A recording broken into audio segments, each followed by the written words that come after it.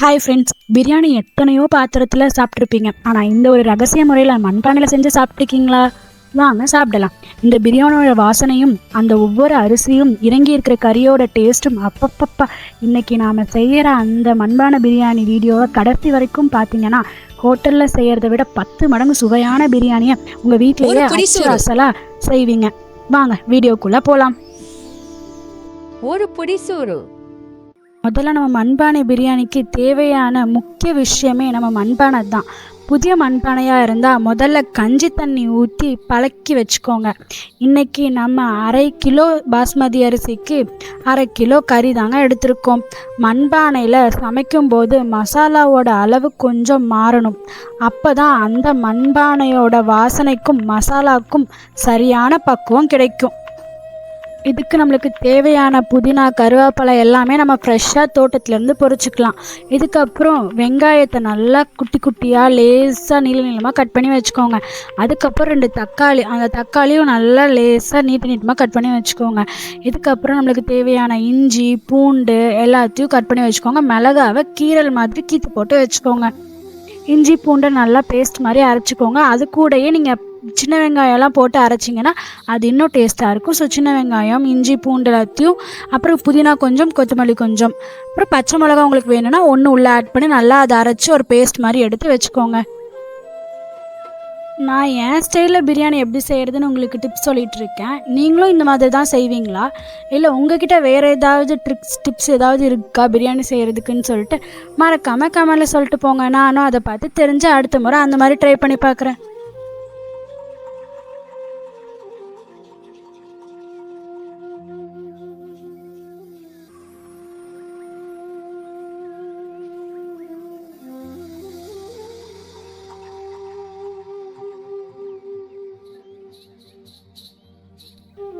இதெல்லாம் தேவையான பொருளுங்க. நான் அப்புறம் ஏற்கனவே சொன்னேன் பார்த்தீங்களா, சில பொருள்லாம் மிக்சியில் அரைக்கிறேன்னு சொல்லிட்டு, அது இதுதாங்க. நான் சொன்ன மாதிரி இஞ்சி, நான் இதில் வரமிளகா யூஸ் பண்ணியிருக்கேன். நீங்கள் பச்சை மிளகா இருந்தால் பச்சை மிளகா கூட தாராளமாக நீங்கள் யூஸ் பண்ணிக்கலாம். இதுக்கப்புறம் சின்ன வெங்காயம் டேஸ்ட்டை கூட்டி கொடுக்குங்க. அதனால் சின்ன வெங்காயம் அரைக்கிறதுக்காக யூஸ் பண்ணிக்கோங்க. அப்புறம் இஞ்சியை விட பூண்டு எப்போவுமே ஜாஸ்தியாக போடுங்க, அப்போ தான் டேஸ்ட் நல்லாயிருக்கும். ஸோ நான் இஞ்சி கொஞ்சமாகவும் பூண்டு நிறையாவும் போட்டிருக்கேன்.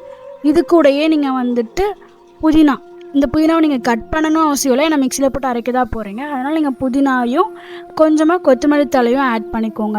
இந்த 2ஐயும் ஆட் பண்ணிட்டு தண்ணி வந்துட்டு கொஞ்சம் கம்மியாகவே போடுங்க. ஏன்னா சின்ன வெங்காயம், புதினா, கொத்தமல்லியில் எல்லாத்துலேயும் தண்ணி ஆல்ரெடி இருக்கும். அதனால் தண்ணி லைட்டாக ஊற்றி பேஸ்ட் மாதிரி அரைச்சிக்கோங்க. ரொம்ப தண்ணி ஊற்றி அரைக்க வேண்டாம். நான் காட்டியிருக்க மாதிரி இந்த அளவுக்கு அரைச்சிங்கனாவே போதும். ரொம்ப தண்ணி தேவையில்லைங்க. ஏன்னா நம்ம மண்பானையில் செய்கிறங்காட்டி அது தண்ணி இழுத்து வச்சு விடும். அதனால் கொஞ்சம் தண்ணி கம்மியாகவே போட்டு அரைச்சிக்கோங்க. அடுத்து நான் வாங்கிட்டு வந்த 1/2 கிலோ சிக்கனையும் போட்டு, இந்த சிக்கனுக்கு டேஸ்ட் வரணும்ல, அதனால் நான் என்ன பண்ணுறேன்னா இதையும் நான் மேக்னேட் பண்ணி ஒரு ஓரமாக எடுத்து வைக்க போகிறேங்க. இதை மேக்னேட் பண்ணுறதுக்கு நான் என்னெல்லாம் போட்டிருக்கேன்னா, கொஞ்சம் உப்பு, உங்களுக்கு தேவையான அளவுக்கு கொஞ்சம் உப்பு ஆட் பண்ணிக்கோங்க. அந்த உப்பு போட்டதுக்கப்புறம் வரமிளகா தூள் கொஞ்சம் ஆட் பண்ணிக்கோங்க. நீங்கள் எந்த ஃப்ளேவர் வரமிளகா, காஷ்மீரி தூள் கொஞ்சம் போட்டிங்கன்னா கலர் கிடைக்கும். இல்லைனா உங்கள்கிட்ட இருக்க வரமிளகாயை ஆட் பண்ணிக்கோங்க. வரமிளகா தூள் கொஞ்சம், மஞ்சத்தூள் கொஞ்சம் ஆட் பண்ணிக்கோங்க. அதுக்கப்புறமா கொஞ்சமாக அந்த தயிரும் ஆட் பண்ணிக்கோங்க. தயிர், கரம் மசாலா தூள், உங்களுக்கு என்னெல்லாம் தூள் போட்டு நீங்கள் மேக்னேட் பண்ணி வைக்கணுமோ அதெல்லாம் போட்டுக்கோங்க. இப்போ நான் சொன்னதை மெயினாக ஆட் பண்ணிக்கோங்க. தயிர் எதுக்குன்னா சிக்கனை சாஃப்ட் பண்ணி கொடுக்குங்க. அதுக்காக நீங்கள் தயிர் மெயினாக ஆட் பண்ணிவிட்டு, அப்போ நான் சொன்னதெல்லாம் ஆட் பண்ணிவிட்டு, அப்புறம் நீங்கள் அரைச்சி வச்சுருந்தீங்க பார்த்தீங்களா, அதிலிருந்து கொஞ்சத்தை எடுத்து இதில் போட்டு நல்லா பிணைஞ்சி வச்சுக்கோங்க. மீதி நம்ம வந்துட்டு பிரியாணிக்கு போட்டுக்கலாம். கொஞ்சம் மட்டும் இதில் போட்டு நல்லா அமுக்கி நல்லா அழுத்தி ப்ரெஸ் பண்ணி அதை ஒரு ஓரமாக எடுத்து வச்சுருங்க. அது கொஞ்சம் நேரம் ஊறிட்டு இருக்கட்டும்.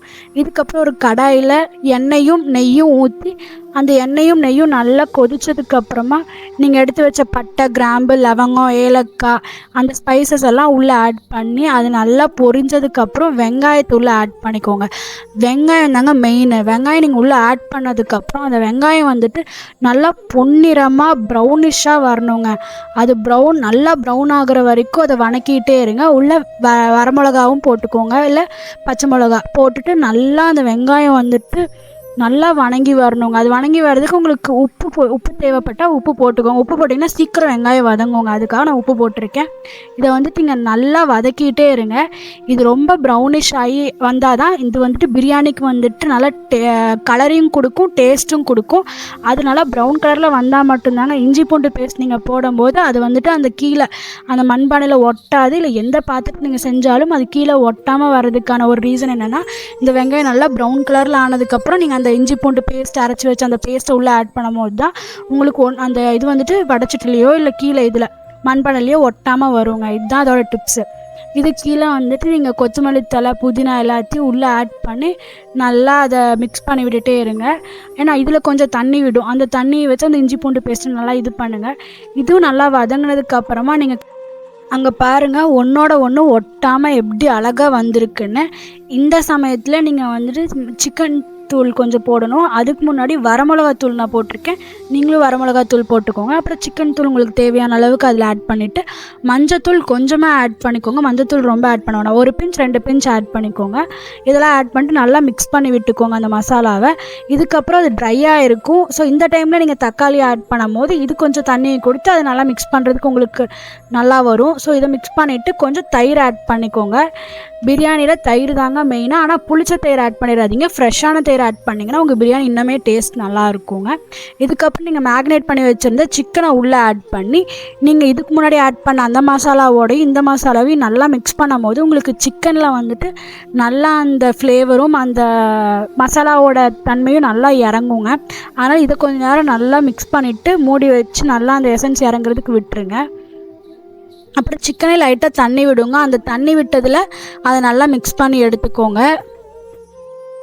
இருங்க இங்கே தான் ஒரு மிகப்பெரிய ரகசியத்தை நான் சொல்ல போகிறேன். சாதாரண பாத்திரத்தில் செய்கிற மாதிரி மண்பானையில் தண்ணி ஊற்றினா பிரியாணி கண்டிப்பாக குழஞ்சிருங்க. மண்பானை பிரியாணியை சொதப்பாமல் அரிசி ஒன்றோட ஒன்று ஒட்டாமல் உதிரியாக வேணுமா? அப்போ இந்த ட்ரிக்ஸை ஃபாலோ பண்ணிக்கோங்க. சாதாரண பாத்திரத்தை விட இது வந்துட்டு அந்த ஆவியை உள்வாங்கி அதை பிடிச்சி வச்சுக்கோங்க. அதனால் சாதாரணமாக ஊற்றுற தண்ணியை விட இதில் 15% கம்மியாக தாங்க தண்ணி ஊற்றணும். அதுக்கப்புறம் தண்ணி நல்லா கொதிச்சதுக்கப்புறம் ஊற வச்ச அரிசியை மெதுவாக சேர்த்து அதை வந்துட்டு தடவி லேசாக கிளறணுங்க. ரொம்ப கிளறினீங்க அப்படின்னா அந்த பாஸ்மதி அரிசி ஒன்றோட ஒன்று உடஞ்சிரும். அப்படியே பட்டு அந்த கரண்டியில் பட்டு உடஞ்சிருங்க. அதனால் லேசாக அப்படியே மிதமாக அப்படியே கிளறி விட்டு அதை கொஞ்ச நேரம் மூடி வச்சுருங்க. அது வந்துட்டு தண்ணியும் அந்த அரிசியும் ஒரு லெவலாக வரும். பாருங்கள் வீடியோவில் பார்க்குற மாதிரி இந்த ஒரு லெவலாக வந்தப்போ லெமனை புழிஞ்சிங்க அப்படின்னா இந்த டைமில் அந்த லெமனை புழிஞ்சிங்கன்னா அந்த ஒன்றோட ஒன்று ஒட்டாமல் உதிரியாக உங்களுக்கு கிடைக்குங்க. இப்போ தம் போடுறதுக்கு நல்லா ஃப்ரெஷ்ஷான ஒரு வாழை இலையை இந்த மாதிரி வச்சு அந்த மூடியை போட்டுக்கோங்க. அதுக்கப்புறம் நல்லா சுடு தண்ணியை வந்துட்டு அந்த அடுப்பு மேலே வச்சிங்க அப்படின்னா இதுதாங்க தம்மு. இது ஒரு 10 to 15 நிமிஷம் விட்டுருங்க. அதுக்கப்புறமா அந்த அடுப்பு ஆஃப் பண்ணிவிட்டு இது இறக்காமல் ஒரு 15 நிமிஷம் வச்சிங்கன்னா அந்த பண்பானையில் இருக்க ஹீட்லேயே அது நல்லா வெந்து அந்த இலையோட வாசனையும் அந்த பிரியாணியோட வாசனையும் இறங்கி இருக்குங்க அந்த அரிசியில். ஆஹா, என்ன ஒரு வாசனை! அந்த இலையோட வாசனையும் அந்த மண்பானையோட மண் வாசனையும் கறியோட மசாலா எல்லாம் சேர்ந்து ஆளையே தூக்குதுங்க. அரிசி கொஞ்சம் கூட உடையாமல் ஒன்றோட ஒன்று ஒட்டாமல் எவ்வளோ சூப்பராக வந்திருக்கு பாருங்கள்.